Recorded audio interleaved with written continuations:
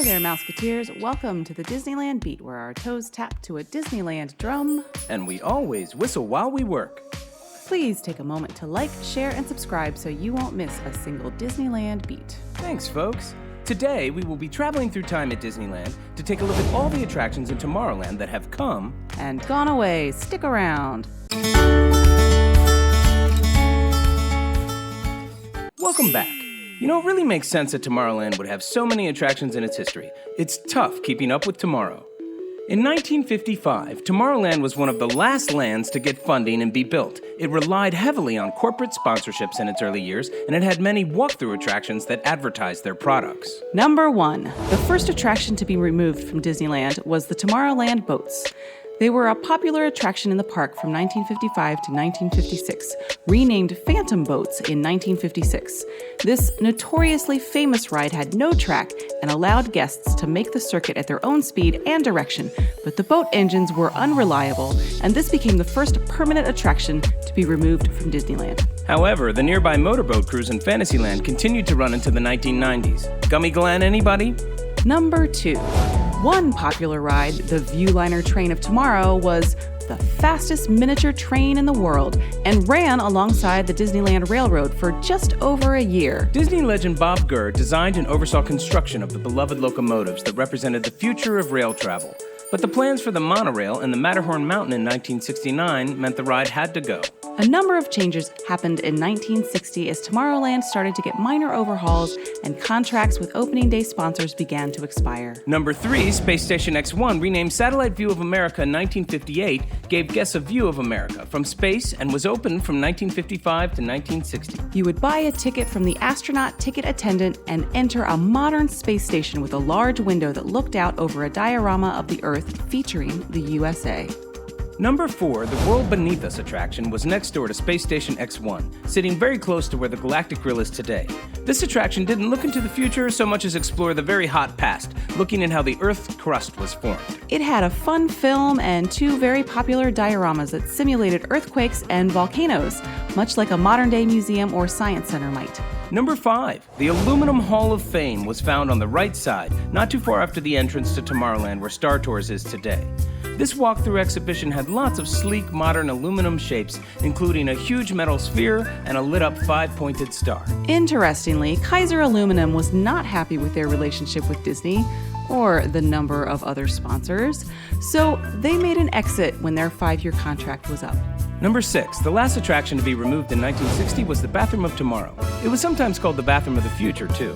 This kind of weird attraction, sponsored by the Crane Company, offered no relief, but rather had a walkthrough exhibit focused on the flow of water through pipes and the bathroom of the future. It had a unique design with citrus yellow taps and gold-plated tubs and bidets. However, children and adults alike found it terribly boring, so when the contract came up, the idea was flushed.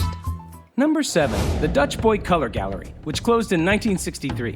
At this Tomorrowland exhibit, sponsored by Dutch Boy Paints and featuring Our Future in Colors, guests could have fun with color by arranging color wheels, and musical notes would let you know whether you'd picked a good or a bad color combination. It featured modern Art Deco design and offered fun products like a coloring book with a Dutch boy visiting different areas of the park. Number 8, Hobbyland is something that I think sounds like it was really cool. It opened with the park in 1955 and it closed in 1966.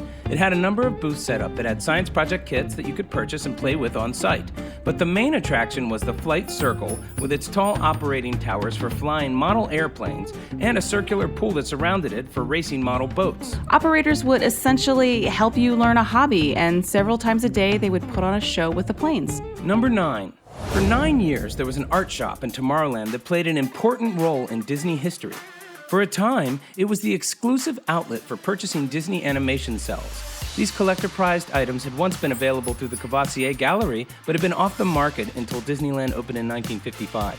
Disney collector Rob Richards notes, the art corner rescued thousands of cells from being destroyed and saved them for posterity. Number 10, the Monsanto Hall of Chemistry, which lasted 11 years from 1955 to 1966, offered an early model for today's science centers. It was a hands-on museum-like attraction teaching guests about chemistry. It was right next to Rockets to Space, and it was a prominent feature of the land for its first decade. However, Disney's relationship with Monsanto did not age well as the company's questionable practices began to dominate the agricultural industries of the world. Number 11 is the Clock of the World that used to sit on the plaza right in front of the Monsanto Hall of Chemistry, but it was removed in 1966. The 1955 guidebook discussed the clock. At a glance, this elaborate chronometer tells you the exact minute and hour anywhere on the face of the planet Earth. Number 12, also closing in 1966, right before the new Tomorrowland of 1967, was the 20,000 Leagues Under the Sea walkthrough attraction. The movie was a huge hit in 1954, the year before Disneyland opened, and Walt felt that he was short on attractions and that the sets for the movie were interesting. So he had his Imagineers design a walkthrough attraction that included drawings and set pieces from the movie. There was even a window you could look out of and see the giant squid. The organ from the movie and this attraction can now be seen in the ballroom scene of the Haunted Mansion. Number 13, the Flying Saucers. Another popular yet ill-fated attraction did not make the cut in 1966 for the new Tomorrowland, and the Flying Saucers ride was removed.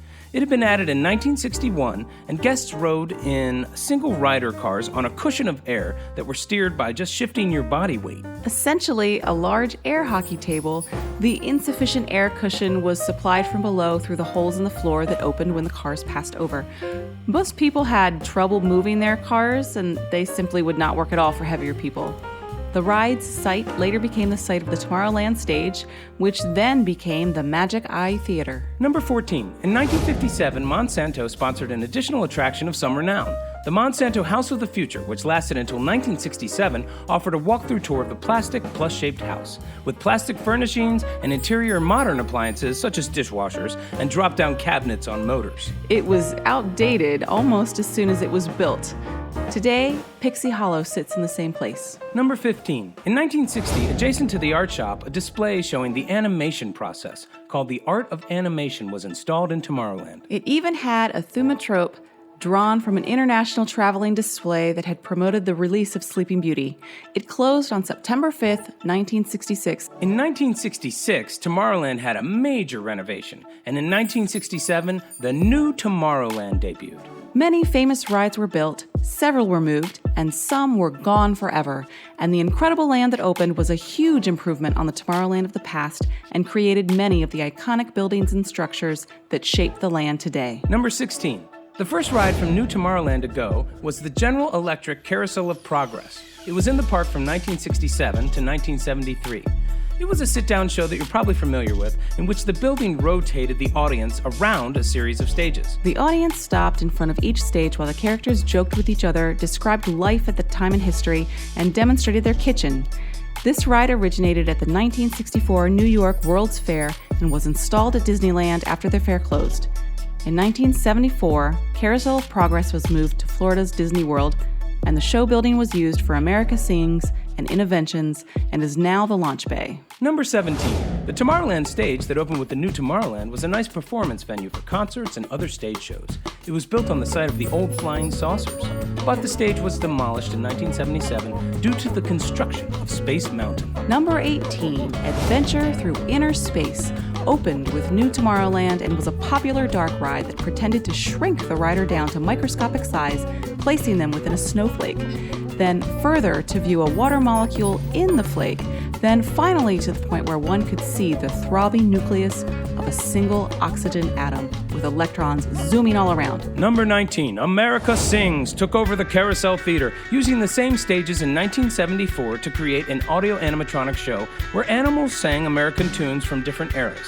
Which is totally a trip to the future, right? After the attraction closed in the spring of 1988, most of the singing, dancing animals were recycled into the current Splash Mountain attraction. Innoventions, a display of corporate-sponsored cutting-edge technologies, occupied the same building until 2015. Today, it is the Star Wars launch bay. Number 20. As we have made it into the 90s, the next defunct attraction is Mission to Mars, which was a refurbished version of an opening day attraction, an updated version of Flight and Rocket to the Moon. You entered under an 80-foot-tall, futuristic-looking rocket ship, and the audience sat in seats around central viewing screens on both top and bottom of the center so that they could see where they were going as they headed away from Earth and towards other worlds. Closing in 1992, the domed theaters are gone, but some of the attraction building remains as the site of Alien Pizza Planet. Number 21. The Skyway to Fantasyland. It opened in 1956, and it ran some gondola buckets from Fantasyland to Tomorrowland and back, famously running right through the Matterhorn when it was built, and it offered fun views of the ride. There were very few regulations in 1956 when it was built, and eventually in 1994 it had served its safety lifetime, and we have some great footage from it, but I'm not really surprised it was removed. It does break the rule of controlling sightlines. Number 22, The People Mover, which opened with New Tomorrowland in 1967 and operated for 25 years, closing in 1995. The scenic, slow-moving ride, high above Tomorrowland, was intended to demonstrate how people could be shuttled around a central urban area without rushing to board individual trains or drive individual cars. It consisted of many dozens of small open-air cars, which seated up to 8 riders, all running continuously on a track above and through the various attractions in Tomorrowland. After the ride was closed, the track sat vacant for 2.5 years until the opening of the ill-fated Rocket Rods, which operated from 1998 to 2000. The Rocket Rods ran a fast-moving car on the same tracks and ended up damaging them. Today, the tracks still provide a fun sort of ceiling to the main entrance walkway, and many still hold out hope that the People Mover will ride again. Number 23, Circarama USA, an opening day attraction renamed Circle Vision 360 in 1967, lasted until 1994, quite a run. A film presentation showed scenes from around the United States and the world. Guests stood in a large circular room and watched a film projected on 9 large contiguous screens that surrounded them. During its run, the attraction was hosted by several different corporations and ran several different films, but is probably most remembered for America the Beautiful, which ran from 1960 to 1984. Number 24, the American Space Experience, which lasted from 1998 to 2003. It was an exhibit that highlighted space exploration in conjunction with NASA and its 40th anniversary. It occupied the former Premiere Shop located outside the Circle Vision 360 Theater. It's now the site of Tomorrowland's Fast Pass kiosks. Number 25, our last lost attraction is the Jedi Training Academy. From 2015 to 2018, this wonderful experience allowed young kids to sign up early in the day and have a short training session with a Jedi, and then they got to battle Darth Vader and Kylo Ren on the Tomorrowland stage. Granted, it was maybe most fun for parents and kids, but we thought it was really cute and interactive, and we certainly miss it. Tomorrowland is an amazing land, isn't it? It's full of fantastic rides and ideas, and we truly love it. It's hard to imagine any of those attractions going away, actually. But as the last attraction to be added was in 1994, we kind of have to wonder what is going to be the next defunct attraction to join the list. Lean into the future, folks. Subscribe and tell your friends. Until next time, we will see you real soon. See you real soon.